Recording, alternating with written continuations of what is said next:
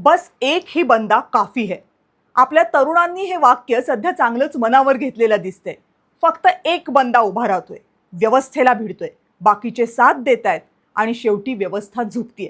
ती व्यवस्था दिल्लीमध्ये झुकली, ती व्यवस्था झारखंडमध्ये झुकली आणि आता तीच व्यवस्था महाराष्ट्रातही झुकली. MPSC झुकलीये. ड्रग्ज इन्स्पेक्टरचा पेपर फुटला हे शेवटी MPSCनं मान्य केलंय आणि शेवटी काल ती परीक्षा MPSCनं रद्दही केली. MPSCला झुकवणारा तो एक बंदा म्हणजे ऋषिकेश गांगर्डे. 35 दिवस, तब्बल 35 दिवस ऋषिकेश MPSCशी लढत राहिला. पण त्या 35 दिवसात ऋषिकेशनं जे जे काही भोगलंय ते दमवणारं होतं, प्रसंगी निराश करणारं होतं. आपली व्यवस्था काय दर्जाची आहे याचं नागडं रूप दाखवणारं होतं. हे प्रकरण सुरू झालं 2025च्या म्हणजे गेल्या वर्षीच्या जुलै महिन्यापासून. जुलै महिन्यामध्ये MPSCने एक जाहिरात प्रसिद्ध केली. ही जाहिरात होती ड्रग्ज इन्स्पेक्टरच्या पदभरतीची. मराठीत सांगायचं तर औषध निरीक्षक पदाची. तुकाराम मुंडे यांच्या अन्न औषध विभागातली ही पदं आहेत.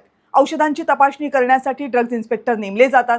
म्हणजे तुमच्या माझ्या पोटामध्ये औषध म्हणून योग्य गोष्टी जात आहेत की नाही याची काळजी घेण्यासाठीची आपली ही सरकारी व्यवस्था. फार्मसीचा अभ्यास केलेली मुलं या परीक्षेला बसतात. जवळपास 15 वर्षांनी जाहिरात निघाली होती, त्यामुळे अनेक मुलं मोठ्या उत्साहानं आणि अपेक्षेनं परीक्षेच्या तयारीला लागली.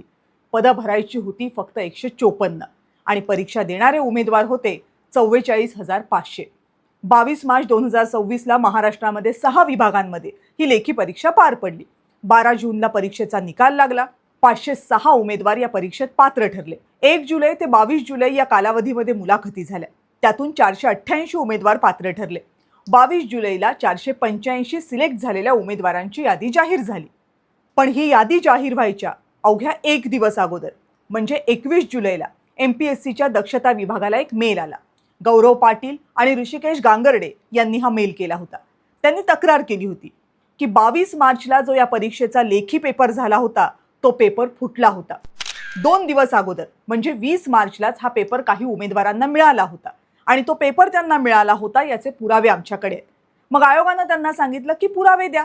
मग या मुलांनी आयोगाला काही व्हॉट्सॲप चॅट्स दिले, काही PDF दिल्या.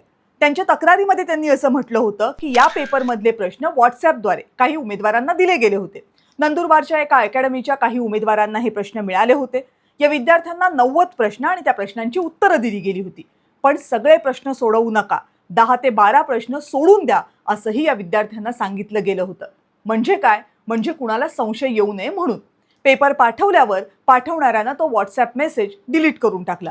पण काही जणांनी तेवढ्या वेळात त्याचे स्क्रीनशॉट्स काढून ठेवले होते. तेच स्क्रीनशॉट्स या तक्रारदारांना मिळाले होते. या परीक्षेमध्ये एकूण 100 प्रश्न विचारण्यात आले होते. व्हॉट्सॲपवर पाठवलेले 80 प्रश्न जसेच्या तसे लेखी पेपरमध्ये विचारण्यात आले होते. रिझल्टमध्ये नंदुरबारच्या एका सरकारी अधिकाऱ्याच्या 2 मुलांना परीक्षेत जवळपास सारखे गुण मिळाल्याचा आरोप होत होता.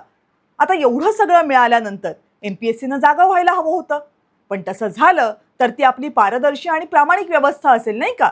पण आपल्या व्यवस्थेला असले काही गुण आवडत नाही. बरं, या मुलांनी तक्रारीची जी वेळ निवडली होती ती तर सरकारच्या थेट डोक्यात जाणारी होती. कारण 20 जुलैला दिल्लीमध्ये पेपरफुटीच्या विरोधात मोर्चा झाला होता. त्या मोर्चात लाठीमार झाला होता. अवघा देश पेपरफुटीच्या मुद्द्यावर संतापलेला होता. आणि तेव्हाच म्हणजे 21 जुलैला महाराष्ट्रातल्या तरुणांनी पेपरफुटीची ही तक्रार केली होती. आता हे सरकारला कसं आवडणार? शक्यच नव्हतं. 25 तारखेला दिल्लीमध्ये शिक्षण मंत्र्यांचा राजीनामा झाला आणि त्याच्या दुसऱ्याच दिवशी म्हणजे 26 जुलैला गौरव पाटीलनं MPSCला केलेली तक्रार मागे घेतली. तोपर्यंत हे संपूर्ण प्रकरण विरोधकांच्या रडारवर आलं होतं. सगळ्यांनी गौरवला फोन केले, पण गौरव गायब होता. गौरवचं घर बंद होतं, त्याचा फोन लागत नव्हता, त्याचे नातेवाईक दिसत नव्हते. त्याचं काय झालं हे कुणाला काही कळत नव्हतं. दुसऱ्या दिवशी सकाळी MPSCने एक पत्रक काढलं. त्या पत्रकामध्ये MPSCनं जे लिहिलं ना ते खतरनाक होतं. गौरव पाटीलनं तक्रार मागे घेतली आहे. MPSCची चेष्टा करण्यासाठी गौरवनं तक्रार केली होती. त्याचा इतर कोणताही हेतू नव्हता. 22 तारखेचा पेपरच त्यांनी 20 तारखेचा फुटलेला पेपर म्हणून दिला होता. पण ऋषिकेशनं समाज माध्यमांवर विपर्यास केला. त्यानं खोटी माहिती पसरवली. ऋषिकेश गांगुर्डे या परीक्षेमध्ये नापास झाला होता. त्याला पुन्हा परीक्षा देता यावी म्हणून त्यानं हे केलं जेणेकरून परीक्षा रद्द होईल. आणखी 2 उमेदवारांनी सुद्धा ऋषिकेशच्या विरोधात तक्रार केली आहे असं त्या आयोगाच्या पत्रकात म्हटलं होतं. आयोगानं हेही म्हटलं की आम्ही पोलिसांकडे या संपूर्ण प्रकरणाची तक्रार करतोय. आता MPSCकडे एखादी तक्रार येते आणि MPSCनं त्या तक्रारदार उमेदवाराला अशा प्रकारे जाहीरपणे टार्गेट करणं हेच मुळात अजब होतं. खरं तर अशा प्रकरणांमध्ये तक्रारदाराचं नाव गोपनीय ठेवणं हे आयोगाचं कर्तव्य असायला हवं. पण इथे MPSCला पेपर फुटलाच नाही हे सांगण्याची, पटवून देण्याची एवढी घाई झाली होती की त्यांनी या तक्रारदारांची नावं तर सांगितली, वर त्यांना बदनाम केलं. तक्रारदार खोटं बोलतात असं बेधडकपणे लिहून प्रसिद्ध केलं. हा सरळ सरळ दबाव आणण्याचा प्रयत्न होता. मेसेज क्लिअर होता. ज्या व्यवस्थेमध्ये काम करायची स्वप्न बघायची त्यांच्याशी एवढे पंगे घेणं सोपं नसतं हे या मुलांना सांगितलं जात होतं अप्रत्यक्षपणे. त्यामुळे गौरव पाटील मागे हटला. पण ऋषिकेश जागचा हल्ला नाही. ऋषिकेश लढत राहिला. तो बोलत राहिला. हळूहळू इतर मुलं ऋषिकेशच्या सोबत उभी राहिली. कुणी त्याच्या सोबत राहत होतं, कुणी स्वतंत्रपणे लढत होतं, पण लढत सगळे होते. ते CIDकडे तपासाबाबत वारंवार पाठपुरावा करायला लागले. पोलीस अधिकाऱ्यांना भेटायला लागले. न्यायालयात जाण्याची तयारी करायला लागले. सोशल मीडियावर उघडपणे सवाल करायला लागले. विरोधी पक्षातल्या नेत्यांना भेटू लागले. त्यांच्यातली एक तरुणी शनिवारी पुण्यामध्ये राहुल गांधींच्या मंचावर गेली. तिथं तिनं या सगळ्याचे वाभाडेच काढले. राहुल गांधींनी मुख्यमंत्र्यांना पत्र लिहिलं. मग हे सगळे काल राज ठाकरेंकडे गेलं. तिथेही सगळं सांगितलं. राज ठाकरेंनीही मुख्यमंत्र्यांना याबाबत विचारलं.